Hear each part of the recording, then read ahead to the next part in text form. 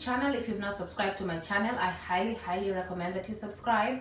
But if you've already subscribed to my channel, I just want to say thank you for subscribing and thank you for watching my videos. Also remember to like this video, because if you like this video, it gets recommended to other users on YouTube. So today we'll be talking about a very important topic. We'll be talking about what you need to do after you win the green card lottery, or even you can start doing it, working on it before even the results come out. As you all know, the results are coming out in May. I'm wishing everybody success. The results are coming out in May. So if you go on the website in May, you enter that confirmation number, you enter your birthday, and then also you enter whatever is needed on the website, and then you click submit, and then instead of getting the sorry blah blah blah, you get a letter.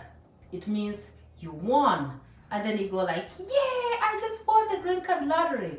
But always remember, before you celebrate, you have to read the letter and then go all the way at the bottom and see what your case number is, because the case number is very important. You can win the green card lottery, but that doesn't guarantee you that you'll come to the United States.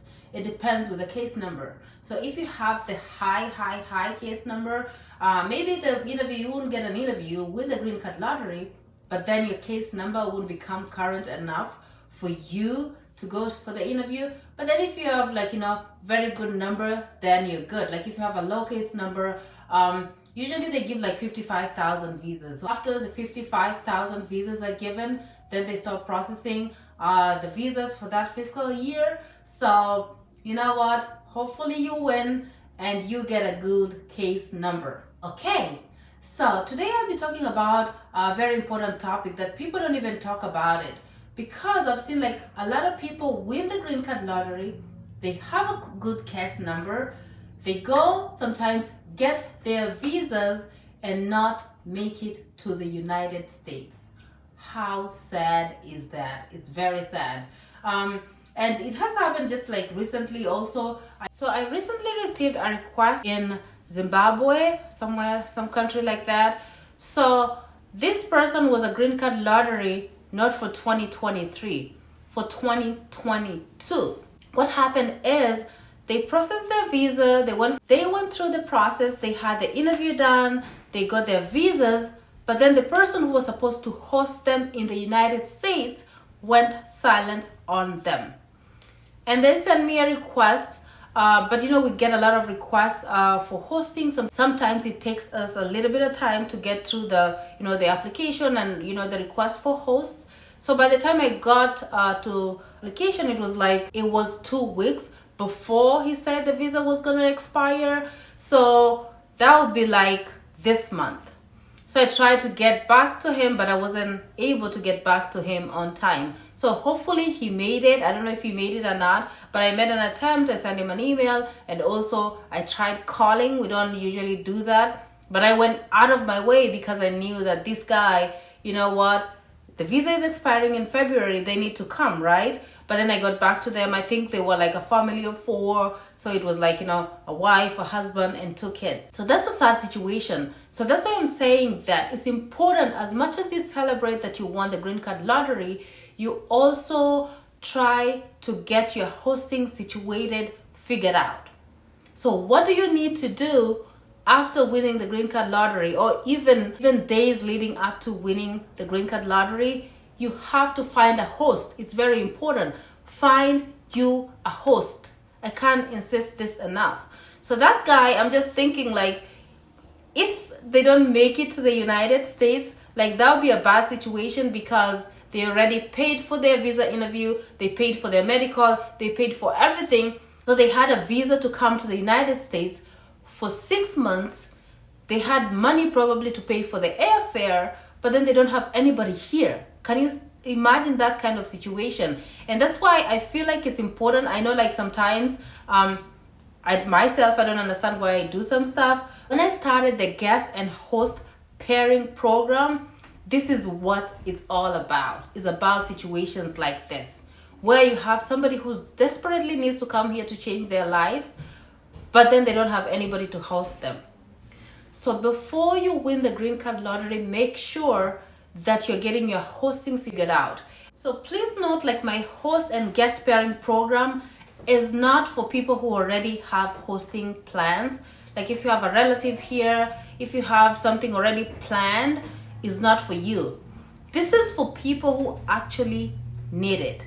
This is for people in situations where their visas are gonna expire. So how do you find a host in the United States? Number one, if you're on social media, that's a good place to start. So if you have a friend, maybe a friend that you have on Facebook, as much as you don't know each other, I know some people, like I have a lot of friends, some people I don't know them personally, but if you know they're in the United States, try to say, hi, how are you? Throw some words there, so create that communication. Just in case you win the green card lottery, you can be like, you know what, do you mind hosting me for a little bit? So you can find, friends on Facebook who already live in the United States, and then they can host you that way.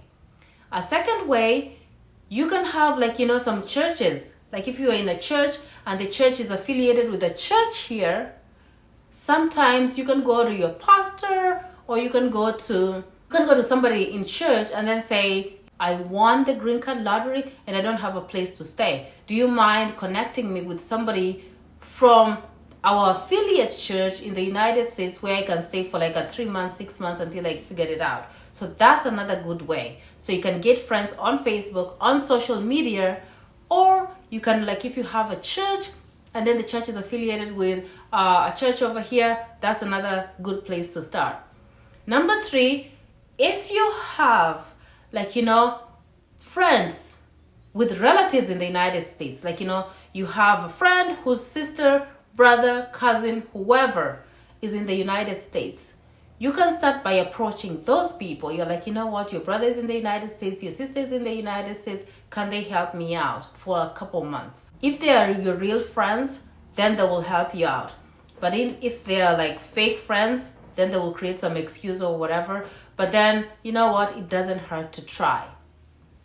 Number 4, if you completely do not have a hosting situation figured out and you are scheduled for an interview, or you already had your interview and you had your visa, but then you don't have anybody, this is based on trust, because there's no way to check if you have relatives here or not. But if you have your visa or your interview scheduled, or you have a good case number, your chances of getting an interview are very high, but you don't have a host here, then you can go to www.nafulaconnect.com tab, and you'll fill your information there. So I'm gonna explain the program again, because I remember when I created the program, it was after the green card lottery, so a lot of people know about it, and then I have a lot of new followers who don't know what the program is about, and they have all these questions. So I'm gonna just break down on what the program is about. So the program is run by myself, and I have a manager, a project manager. So the 2 of us run the program, and this program is meant to help people. And how do we help people? We pair people who don't have hosting situation or do not have hosting plans with somebody who's in the United States. So if you're watching me and you're in the United States and you're like, you know what, I can help somebody out who doesn't have a place to stay for a few months. So you go there, you fill out your information that's requested there, and then it comes to me or my project manager.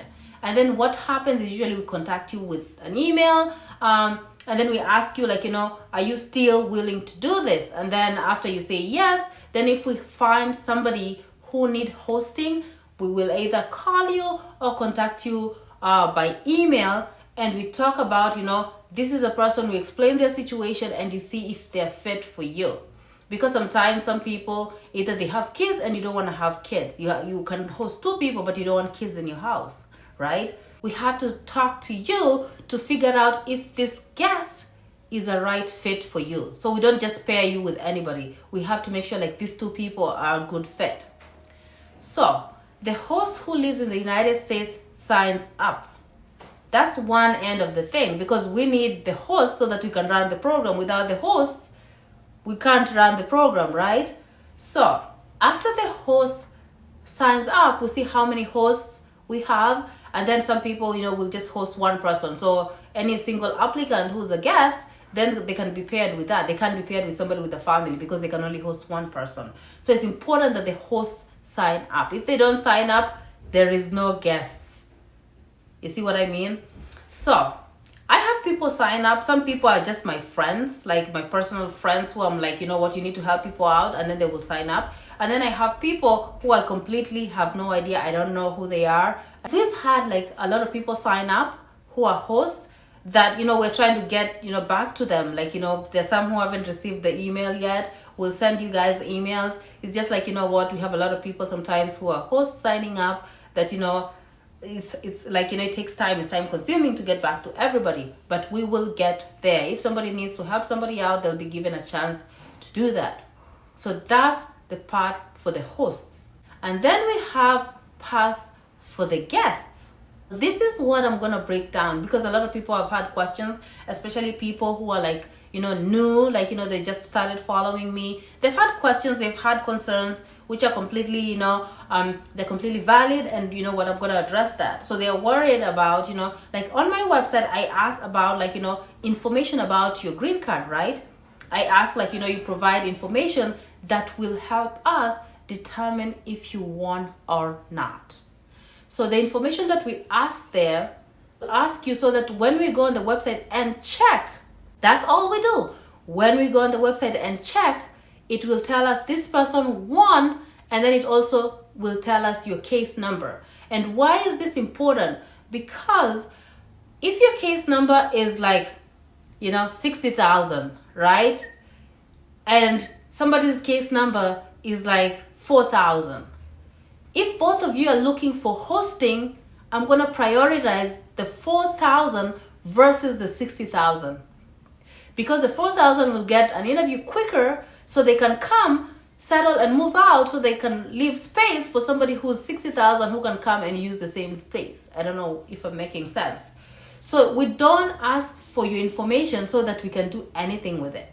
Like, I don't need your information to do anything with it. And this program is completely voluntary. People who sign up are actually people who need it. Because I had like somebody who was signing up, and usually I don't even respond to people like directly, because I am not like, I don't like to give an opening or a chance where somebody can be scammed. I don't want to be in a situation where it'll be like, oh, I was contacted by this person who I thought was NAFULA, and then I signed up in this email and whatever. No, everything has to go through the website so that we have no scammers. So I will never contact you to ask you if you need hosting. I will never do that. You have to contact us first. That's why you sign up through the website, for accountability, so that there's no situation where somebody was like, oh, I was asked to do this, somebody contacted me via email, somebody called me. Also remember to like this video, because if you like this video, it gets recommended to other users on YouTube. Somebody sent me, a text message pretending to be me. No, I will never contact you first. You have to contact us. And people who are worried about like giving their information so that we can check if they won, for the most part, they have other options. That's what I'm gonna say. Because like this guy that I talked about in the beginning of the video, who had a visa expiring in 3 weeks, they don't care whether they give you that information or not. They either get hosting and come here, or stay there and their visa expired. So they have like, time is of essence. They need the hosting. So people who really need the hosting sign up because that's the only chance they've got. They don't have anything else. But somebody who's like, oh, I don't think that this information is important. I don't know if this, I don't know if what you're going to do with this information. I don't know what those people have other plans, because they have a plan B. But somebody who really, really needs hosting is a trust-based program. Because I'm not able to verify if you have a relative here or not, you just like come to me and be like, okay, I'm desperate, and then I'll try to find you a host. So what I'm saying is this: if you need hosting, you have to provide that information. Otherwise, we will not pair you. And look at it this way. So if you don't want to provide information for me to confirm if you won, how do you trust me to pair you with somebody who's a complete stranger in the United States? So you don't want to give your information for me to confirm if you won, but you're ready to carry you and your kids and your family and come to NAFULA to pair you with a stranger. So like, help me, I don't know how that works, but what I can say is I'll be more scared going to somebody that I don't know versus giving my information to somebody I don't know, if those people or if that person is the one I trust to find me a hosting place. So how does it work? This program is meant to be affordable. Sometimes it can cost you nothing, and sometimes it can cost you something. What do I mean by that? If I find you a host here, for example, if you're coming for me to host you, if you're coming to me, I have like control over whatever I do. I can be like, you know what, you will stay with me and it will be free until you get a job and get your life together. So that's me. But then I have another host who signed up, like probably Texas or Ohio or whatever, who will be like, nope, I want this person before they show up in my house to pay $200, or before they show up to pay $500, or to put a deposit because you're coming to somebody's house, they don't want to feed you for free. They'll be like, I need a deposit so that I can at least buy food until they get a job. You see? So somebody who's coming to me probably is going to be free, but somebody who's going to somebody else who needs money, so that you're a complete stranger, so they can be like, you know what, I don't want to feed a complete stranger. I want them to buy their own food. And I need them to provide the money before they come here, because I won't be eating and then they're sleeping hungry. They need to eat. So they need to provide that amount of money to cater for the food. So that's how the program is. It varies. It can range from like the program, you're coming here, somebody's completely going to host you for free, you're not going to pay nothing, to somebody's going to ask you to pay $200, somebody else will ask you to pay $500, somebody will ask you to pay whatever amount. So that's going to vary. I'm going to clarify, the program is highly dependent on the hosts. So whatever happens to the guest, it varies, depends on the host. If the host wants free, your transfer, host and pairing, guest for pairing is going to be free. But then if your host wants something, that's completely different. It's going to be different, and we'll let you know. We're like, okay, your host wants $200 from you. Your host wants this amount of money. Or he used this amount of money to pay you, which is not a lot, like $100, $200, whatever. If this person, like we had to pay somebody to like make it happen, then it's going to be like a minimum payment.